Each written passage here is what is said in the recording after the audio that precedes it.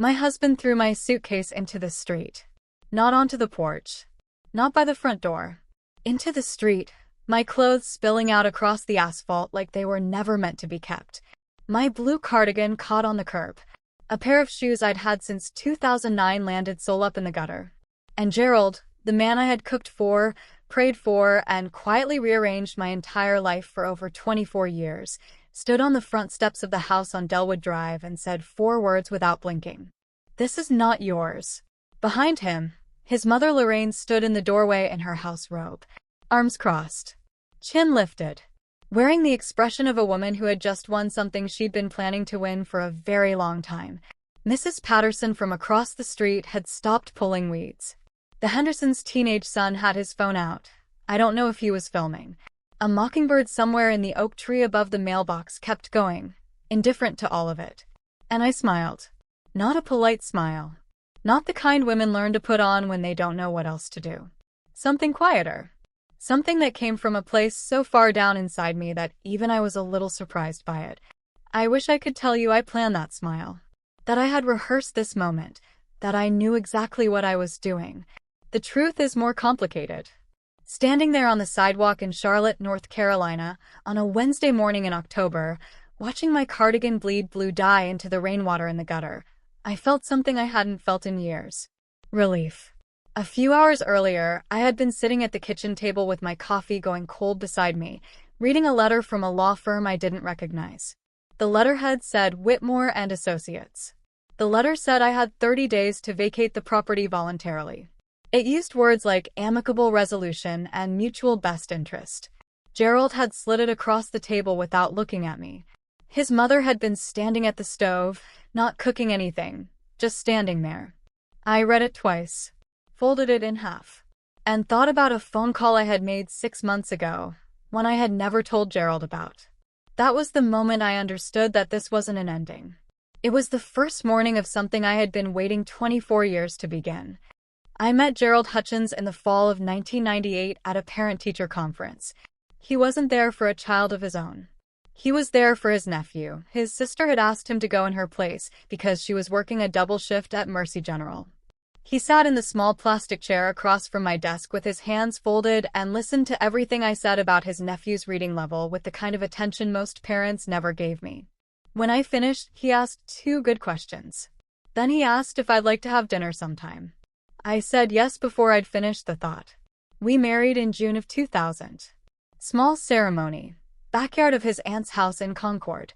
31 people. Potato salad, sweet tea, a cake that leaned slightly to the left. I wore my mother's pearls. Gerald cried during the vows, not dramatically, just quietly, the way men do when they're trying not to. I thought, this is a good man. I thought I am safe. For a long time I was right. Gerald was steady in the way that certain people are steady. Not exciting, not surprising, but present. He came home at the same time every evening. He remembered how I took my coffee. He fixed things around the house without being asked. On our anniversary, every year, without fail, he brought home tulips. Not roses, tulips, because I had mentioned once in 2001 that I preferred them and he had never forgotten. But there was one thing Gerald could not do. He could not say no to his mother. I noticed it early, before we were even married.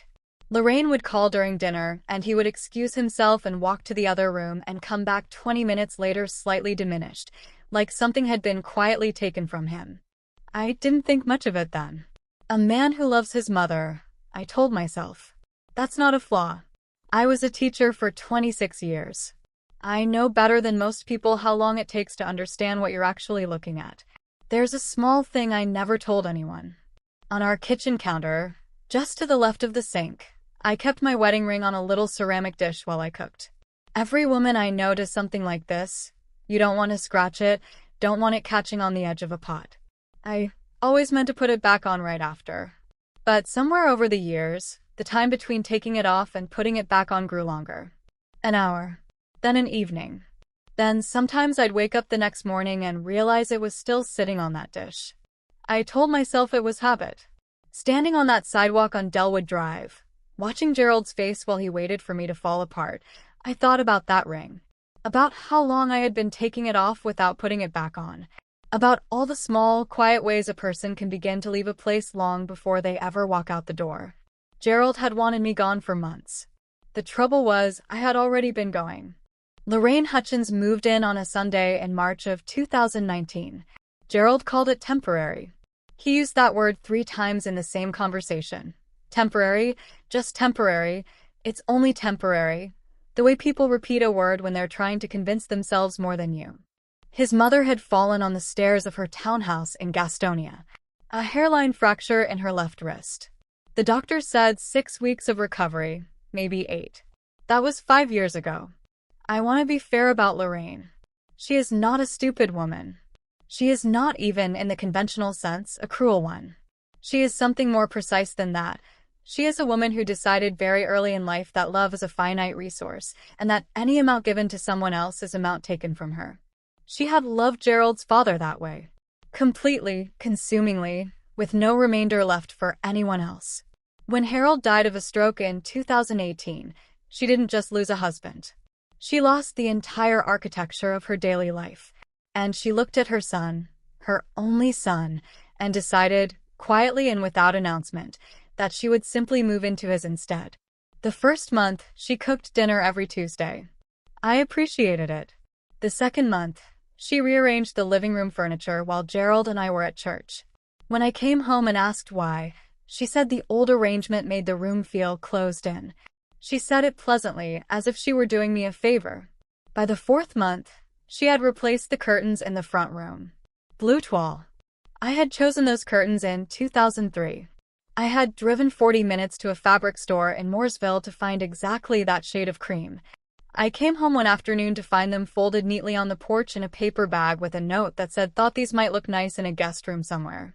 I brought it up to Gerald that evening. He listened. He nodded. He said he'd talk to her. He never did. This is the thing about a man who cannot say no to his mother.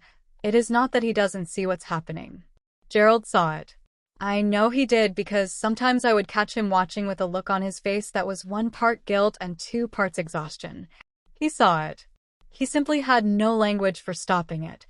Somewhere in his childhood, in some dynamic I was never fully allowed to understand, Gerald had learned that keeping his mother calm was more important than keeping anything else intact. Including his marriage. Including himself. Lorraine had opinions about my cooking. She expressed them at the table, in front of Gerald, with the particular gentleness of someone who knows their words will land and wants them to land softly enough that no one can object. Eleanor, I think Gerald prefers his chicken a little less dry. Harold always liked it with more butter. But this is fine. This is perfectly fine. She had opinions about how I kept the linen closet. About the brand of coffee I bought. About the fact that I spent Sunday afternoons reading instead of, and I am quoting directly, doing something productive around the house. And every time Gerald sat quietly and let it happen. I stopped arguing somewhere around the 2nd year. Not because I gave up, because I began to understand that arguing was exactly what Lorraine wanted. Every objection I raised gave her an opportunity to look wounded. Every time I looked wounded, Gerald had to choose. And every time Gerald had to choose, he chose the path of least resistance, which was reliably his mother. So I stopped objecting. I started planning. I want to be clear about something. I did not plan to hurt anyone. I planned to survive. There is a difference, though it can be hard to see from the outside. The night Lorraine replaced my curtains, I made a phone call. Not to a lawyer, not yet. To an old friend named Patricia Odom, who worked in real estate in Portland, Oregon. We had stayed in touch since college. I told her I might need her help someday. I told her to keep her eyes open. She said, Eleanor, I've been waiting for this call for 10 years. There is a folder in the bottom drawer of my desk that I have carried with me through 3 moves and 24 years of marriage. Gerald has never seen it. Not because I hid it from him. I didn't, particularly. It was just never a thing he thought to look for, and I never thought to show him. The folder is manila, slightly water-stained on the bottom left corner from a leak we had in the Concord apartment in 2002. Inside it is a single sheet of paper. Letterhead from the University of Portland School of Education. Dated September 14, 1999. A full teaching fellowship. 2 years, fully funded. Housing stipend included. I was 29 years old when that letter arrived. I had applied on a quiet impulse, the kind you act on before you talk yourself out of it. I didn't tell anyone I'd applied. Not my mother, not my colleagues, not Gerald, who I had been dating for 11 months at that point and who had, 3 weeks before the letter arrived, told me for the first time that he loved me. I read the letter 4 times standing at my mailbox in the parking lot of my apartment complex in Charlotte. Then I went inside, made dinner, and thought about it for 6 days. On the 7th day, Gerald took me to Latta Park and told me he wanted to build a life with me. He didn't propose, not formally, not yet. He just said it plainly the way he said most things. I want to build a life with you, Eleanor. Here. I wanted to be here. I looked at him in that park and I thought, Portland will always exist. This moment will not. I wrote back to the University of Portland and declined the fellowship. I told them I had accepted another position. That was not entirely a lie. I had accepted something. Just not a position anyone had offered me in writing. I don't tell this story to make Gerald into a villain. He didn't know about Portland. He never asked me to stay, not in those words. He simply told me what he wanted, and I made a choice. My choice. I own that completely. But here is what I have come to understand in the long quiet hours that follow the end of a marriage. There are choices we make freely, and then there are choices we make freely that we spend the rest of our lives making room for. Portland was the second kind. I folded it up and put it in a drawer and built a life on top of it, and for a long time that was enough. Gerald was enough. The life was enough. Until it wasn't. The house on Delwood Drive, our house, the one Gerald would later try to take from me, we bought it in the spring of 2001. I remember sitting at the closing table at a title company off South Boulevard, the papers fanned out in front of us, a paralegal walking us through each signature line with a pen that kept skipping. Gerald signed first. Then I signed. Both our names on the deed. Both our names on the mortgage. The paralegal said congratulations and shook our hands and offered us bad coffee from a machine in the lobby. Gerald never mentioned the deed again after that day. I don't think he forgot about it. I think he simply filed it in the same mental category as the water heater and the homeowner's insurance. Important infrastructure, handled, no need to revisit. I thought about it more than he knew. Not obsessively.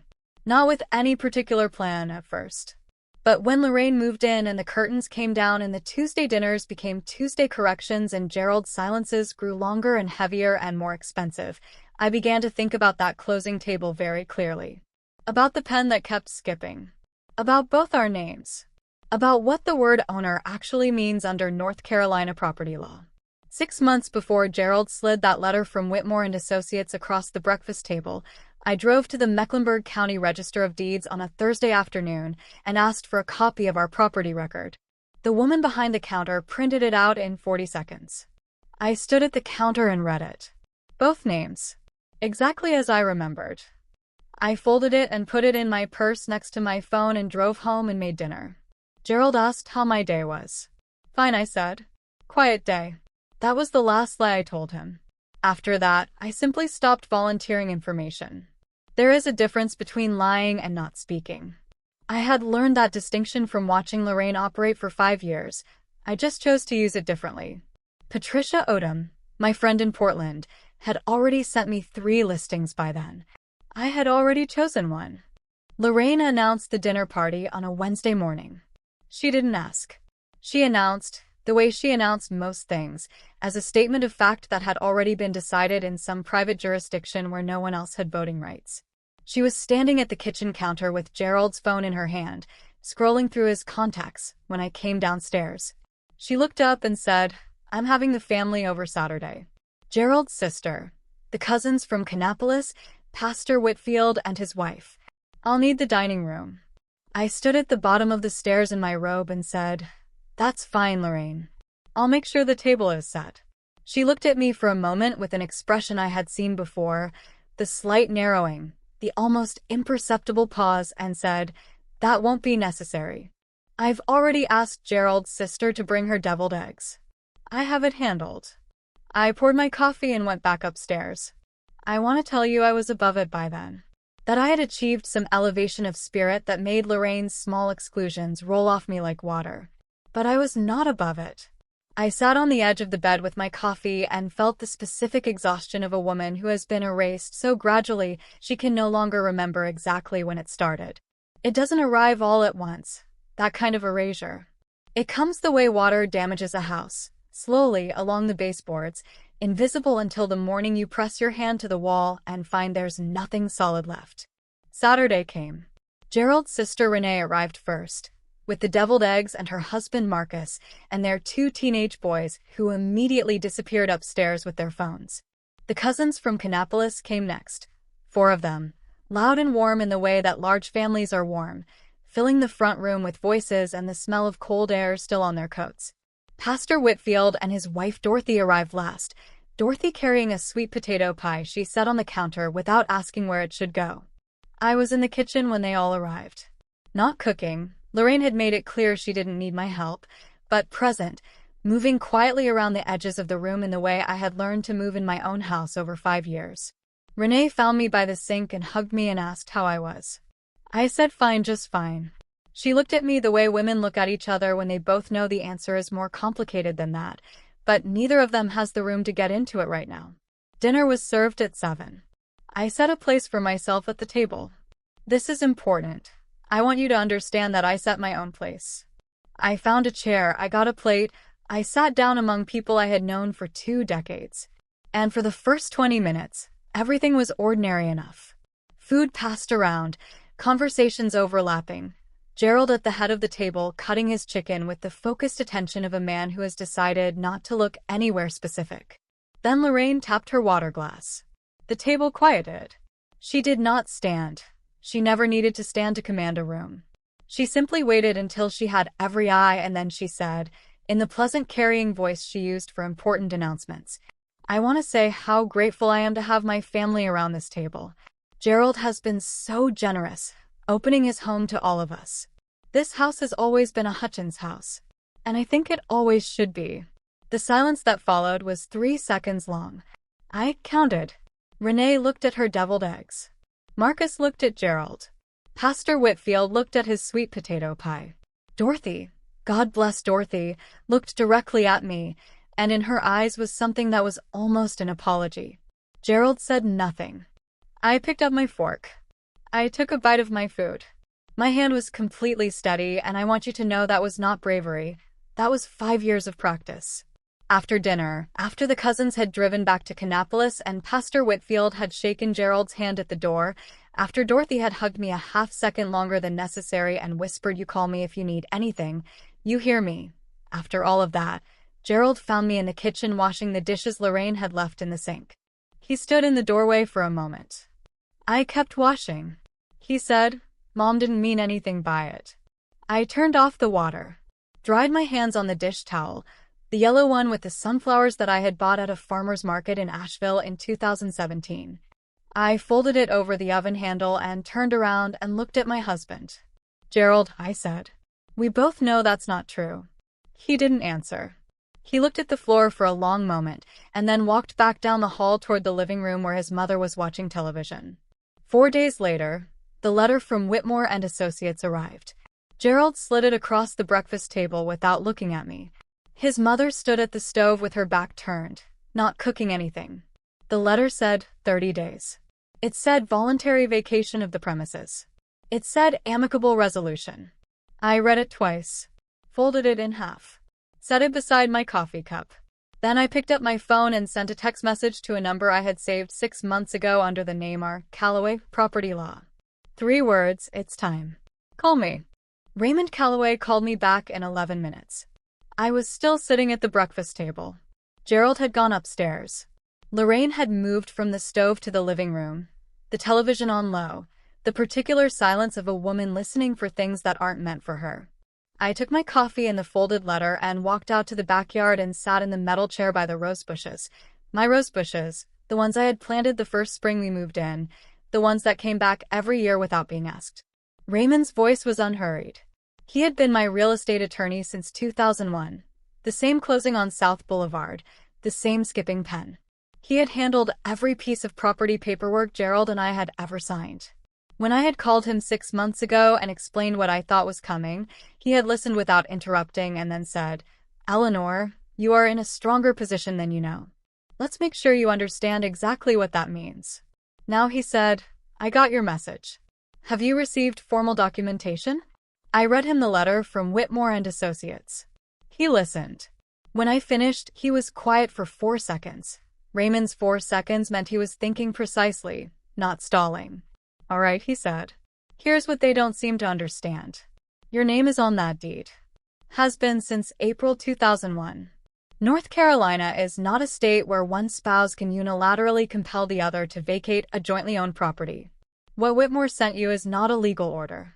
It's a pressure tactic. I looked at my rose bushes. The October light was coming through the oak trees at a low angle, the way it does in fall, making everything look more serious than it is. What are my options? I asked. You have several, Raymond said. But I think you already know which one you want. He was right. I did.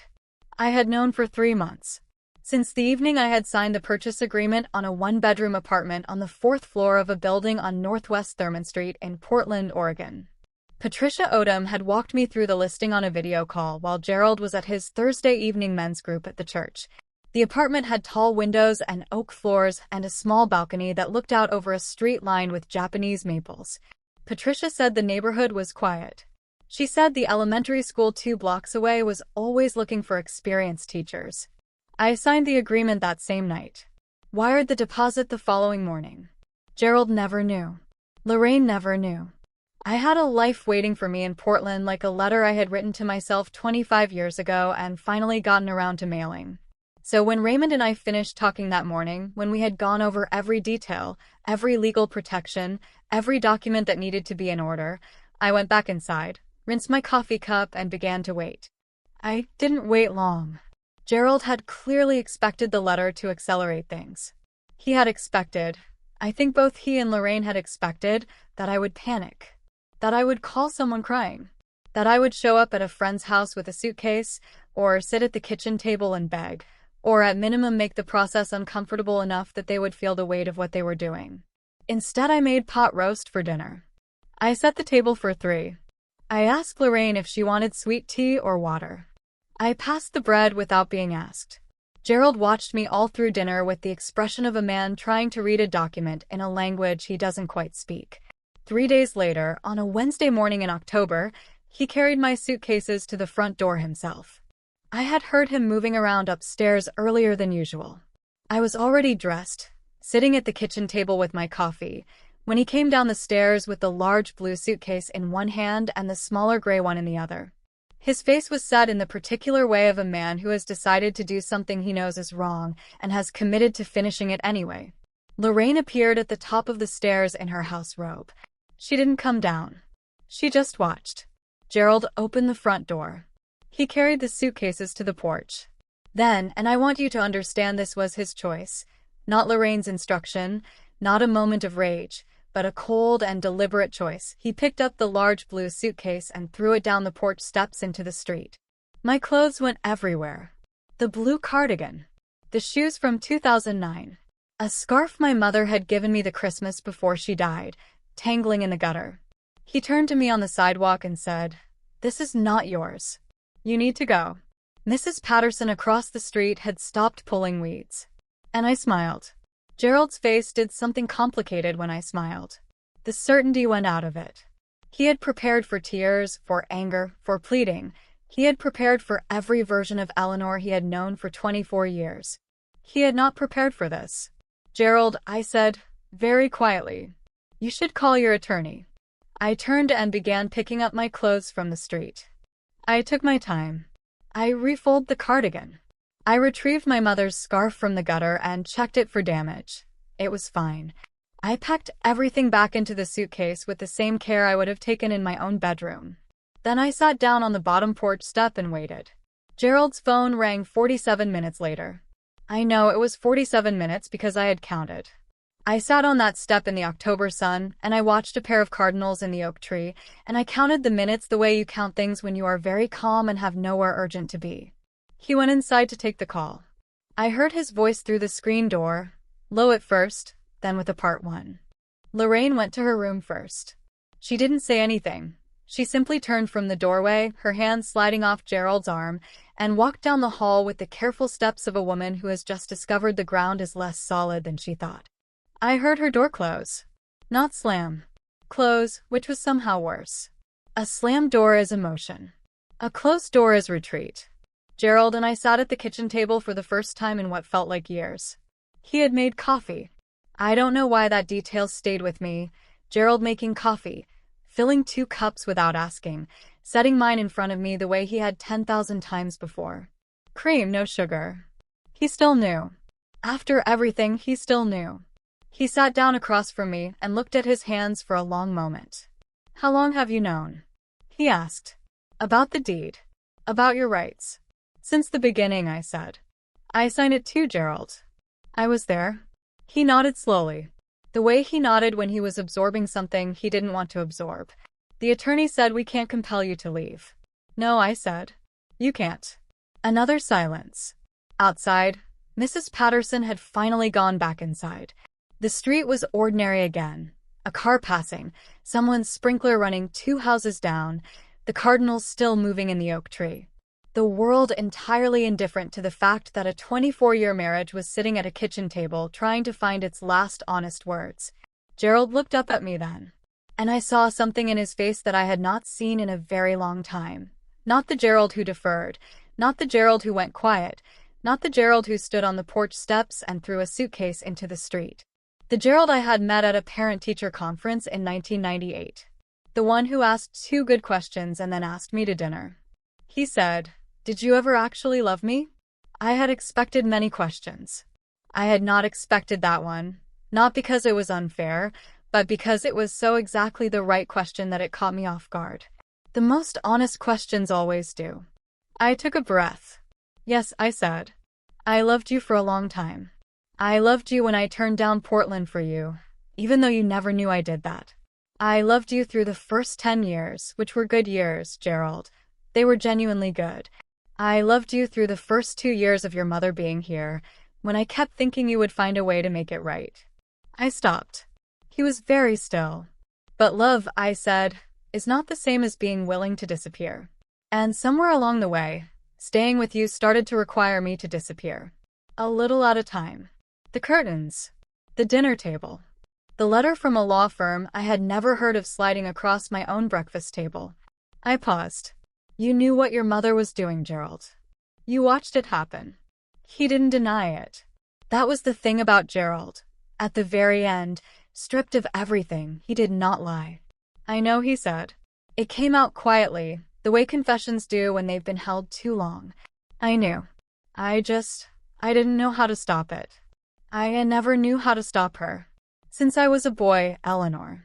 Since I was 8 years old and my father worked nights and she would sit outside my bedroom door and cry until I came out and told her everything was all right. He pressed his hands flat against the table. I have been telling her everything is all right since I was 8 years old. I don't know how to do anything else. The kitchen was very quiet. This was the moment I had not prepared for.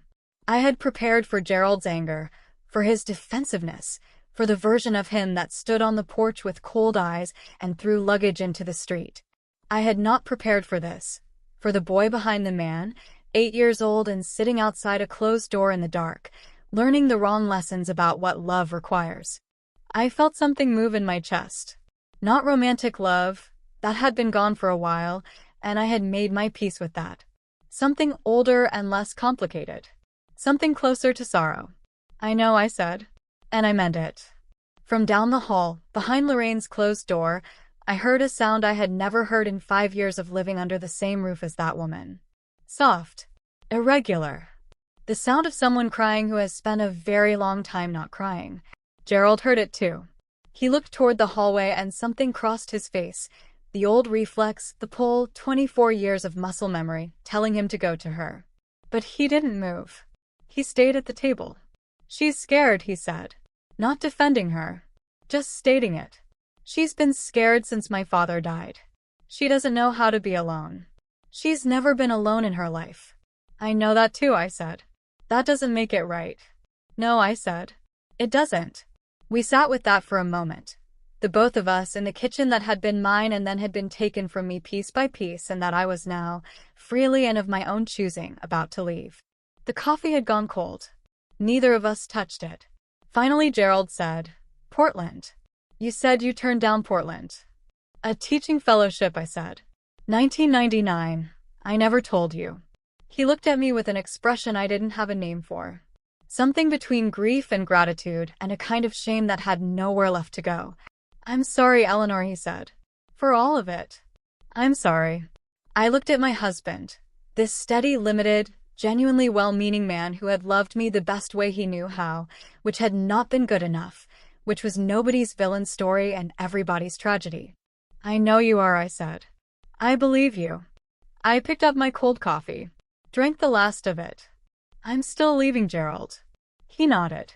He didn't try to stop me. Outside, the cardinals were still in the oak tree. One of them, the red one, the male, lifted off the branch and was gone before I could track where it went. I went upstairs at 2 in the afternoon. Not to pack everything. I had already decided weeks before that I would not pack everything. There is a particular kind of freedom in leaving things behind, and I had been thinking about it long enough to know exactly which things I wanted and which things I was ready to stop carrying. The large blue suitcase was still on the porch where Gerald had left it, my clothes repacked neatly inside. I brought it upstairs and opened it on the bed and looked at it for a moment. Then I went to the closet and began to choose. I took my teaching clothes, the good blazers, the comfortable shoes I wore for long days on my feet, the deep green cardigan I had bought in Asheville the year I turned 50 and that I had always felt most like myself in.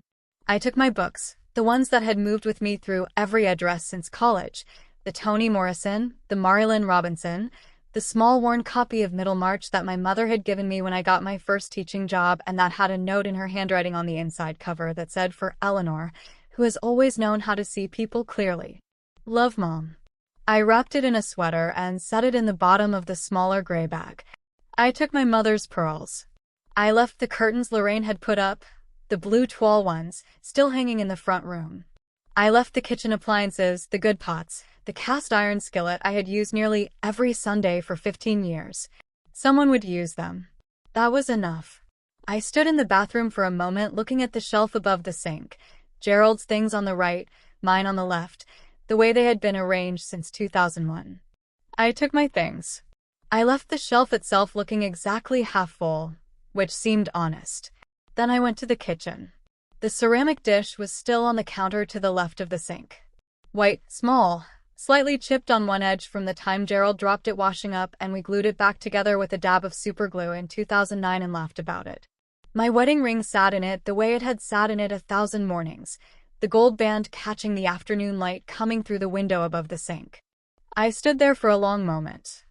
I thought about the woman who had first set that ring in that dish, 30 years old, new house, new life, genuinely happy in the way you are genuinely happy before you understand what happiness costs to maintain. I thought about all the mornings I had taken it off and all the evenings I had meant to put it back on. I thought about 24 years of a life that had been real, that had contained genuine love and genuine goodness alongside everything else, and that was now, legitimately and with full understanding, finished. I left the ring in the dish. I picked up the dish itself, the chipped ceramic one we had glued back together, and wrapped it in a kitchen towel and put it in my bag. Gerald was in the living room when I came downstairs with both bags. He stood up when he heard me on the stairs, an old reflex, the same one that had made him bring me tulips every anniversary for 24 years. He looked at the bags. He looked at me. He didn't say anything, and neither did I, because we had already said the things that needed saying, and everything after that would only be a lesser version of them. I carried the bags to the front door myself. Outside, the afternoon had gone golden the way October afternoons do in Charlotte, the light thick and sideways through the oak trees, the air cool enough to need a jacket but not cold. I stood on the porch for a moment and breathed it in. The rose bushes along the front walk were still putting out a few late blooms, stubborn and red against the cooling weather. Mrs. Ruth Patterson was in her front yard. She was 71 years old and had lived across the street from us since 2004 and had brought us a pound cake when we moved in and another one when my mother died in 2011 and had never once in all those years said a single unkind word about anyone on Delwood Drive, which I had always considered a form of quiet heroism. She was standing by her mailbox, not pretending to do anything else. Just standing there, watching me come down the porch steps with my 2 bags. I walked to my car, loaded the bags into the trunk, closed it. Then I turned and looked across the street at Ruth Patterson and raised my hand. She raised hers back. And then she pressed it briefly to her heart, just for a second. Just a small gesture, the kind that doesn't need translation. I got in the car. I did not look back at the house. Not because I was angry. I had moved past anger some time ago, into something quieter and more permanent. I didn't look back because I had already memorized everything I needed from that house, and everything I was leaving behind I was leaving on purpose. The engine turned over on the first try. I pulled out of Delwood Drive and drove toward the highway, and did not cry until I reached the on-ramp, and even then it was brief, more relief than grief, more release than loss. The kind of crying that means something is finally, completely over. I drove north through Charlotte with the windows down and the October air coming in cold and clean. Patricia Odom had texted me that morning, "Your keys are at the front desk. The Japanese maples are beautiful right now. You're going to love it here." I believed her. I arrived in Portland on a Tuesday, 6 weeks after I drove off Delwood Drive, 3 weeks after the divorce paperwork was filed, 2 weeks after Raymond Calloway called to confirm that the property settlement had been reached without contest. Gerald had not fought it, which I think was his last and most honest act of decency toward me. I pulled a rental car into the parking structure on Northwest Thurman Street and sat for a moment with the engine off, listening to the city. It sounded different from Charlotte. Quieter in some registers, busier in others. Rain on the parking structure roof, unhurried and steady, the way Pacific Northwest rain falls. Not the sudden violent summer storms I had grown up with, but something more patient, more permanent. I took the elevator to the 4th floor. The apartment was smaller than it had looked in the listing photos, the way apartments always are, but the windows were exactly as tall as Patricia had promised, and the oak floors caught the gray afternoon light and held it in a way that made the whole room feel warm despite the rain. I stood in the middle of the empty living room with my 2 bags at my feet and looked out at the Japanese maples on the street below, deep red, almost burgundy, their leaves just beginning to let go in the November wind. Patricia had left a bottle of wine on the kitchen counter with a note that said, 25 years late. Still right on time. P. I opened it immediately. The first week was strange in the way that new beginnings are always strange. Not bad, just unfamiliar, the way a new pair of shoes feels before it becomes the shoe you reach for without thinking. I learned which coffee shop opened earliest on my block. I learned that the elevator in my building was slow but reliable. I learned that my upstairs neighbor played piano in the evenings. Not well but earnestly, working through the same Chopin piece night after night with patient imperfection. I found I didn't mind any of it. The elementary school was 2 blocks away, as Patricia had said. Hayhurst Elementary, red brick, wide windows, a mural of the Oregon coast painted across the entire south-facing wall by students in 1987, slightly faded now and more beautiful for it. I had called the principal 3 weeks before I arrived, a woman named Dr. Sandra Okafor, who had a direct manner on the phone that I immediately respected. I told her I was a retired teacher with 26 years of experience and that I wanted to volunteer, no salary required, as many hours a week as she needed. She said, "Can you start the 2nd week of November?"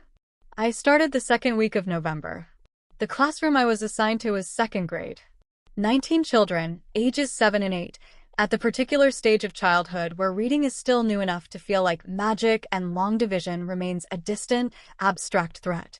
Their teacher, a young woman named Ms. Avery Chen, who could not have been more than 28, welcomed me with the slightly overwhelmed gratitude of someone who has been managing 19 7-year-olds alone for longer than is reasonable. I loved it immediately. The specific noise of it, the energy, the way a 2nd grade classroom smells of pencil shavings and hand sanitizer, and something indefinably hopeful. 3 weeks in, a boy named Marcus, small for his age, serious eyes, the kind of child who watches everything before he participates in anything, looked up from his reading workbook and said without preamble, "Why are you so happy?" The question landed so cleanly that I laughed out loud. Miss Chen looked up from the reading group in the corner.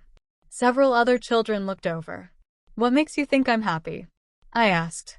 Marcus considered this with the gravity of someone who takes questions seriously. "You look like you're supposed to be here," he said. Then he went back to his workbook. I sat with that for the rest of the afternoon. That evening I went home and made dinner in my small kitchen, and ate it at my small table by the tall windows and watched the Japanese maples lose the last of their leaves in the November dark. After dinner I opened the bottom drawer of the desk I had set up against the east wall, the same desk that had traveled with me through 3 moves, the same desk that had held the manila folder for 24 years. The folder was still there. I took it out and opened it. The fellowship letter from the University of Portland. September 14th, 1999. Slightly water-stained on the bottom left corner. I read it once more, not with grief this time, not with the complicated weight it had carried for 2 decades. Just read it, the way you read something that has finally become what it was always meant to be. A beginning. I folded it carefully, put it back in the folder, put the folder back in the drawer. Then I sat for a long time at my desk by the window, listening to my upstairs neighbor work through the Chopin again. The same passage, patient and imperfect and completely committed, and I thought about Marcus and his serious eyes and the thing he had said. You look like you're supposed to be here. 25 years late. Still right on time. So, back to that Wednesday morning on Delwood Drive. My husband throwing a suitcase into the street. My blue cardigan on the asphalt. My mother's scarf in the gutter. Lorraine in the doorway in her house robe. Mrs. Patterson across the street, frozen with her hand still reaching toward her roses. And me smiling. People have asked me, since then, in the way people ask when they sense there is more to a story than the ending, why I smiled in that moment. Whether it was defiance. Whether it was performance. Whether I had planned it, rehearsed it, saved it up for exactly that occasion. The honest answer is simpler than any of those. I smiled because I was already gone. Not gone the way Gerald wanted. Not erased. Not displaced. Not quietly removed from a life I had helped build with 24 years of my own hands. Gone the way a person is gone when they have already chosen the next thing. When the door they've been standing in front of for 25 years has finally, after all that time, swung open. The suitcase in the street was Gerald's ending. It was never mine. I think about Marcus sometimes, the 7-year-old with the serious eyes who looked up from his workbook and told me I looked like I was supposed to be here. Children say the true thing because they haven't yet learned the social cost of it. He was right. I was supposed to be here. I had been supposed to be here since 1999, and I had taken the long way, and I had arrived anyway. If you have spent years being quietly removed from your own life, a curtain at a time, a silence at a time, a letter slid across a breakfast table, I want you to hear this. You don't have to fight to be seen. You only have to know what you're worth. And then go where that is honored.